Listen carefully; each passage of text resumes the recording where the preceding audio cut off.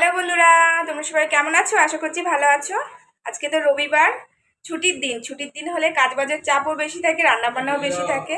তো আমার রান্নাবান্নার সম্পূর্ণটা কমপ্লিট হয়ে গেছে। আমি চান দান করে রেডি হয়ে নি। আর রবিবার তো মাংস হবেই।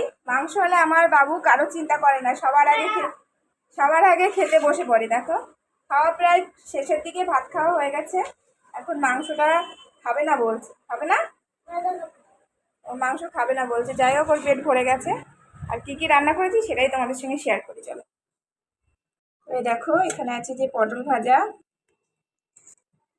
এটা হলো ছোট ছোট ট্যাংরা মাছ দিয়ে পাট শাক দিয়ে তরকারি করেছি, আর স্পেশাল চিকেন কষা।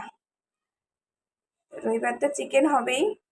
আর সাথে আছে দেখো পাতলা করে আমের চাটনি, আর আছে ভাত, আর আছে এখানে দেখো দুধ দুধ গরম করেছি, সে সাথে আম আছে, যে খাবে খাবে।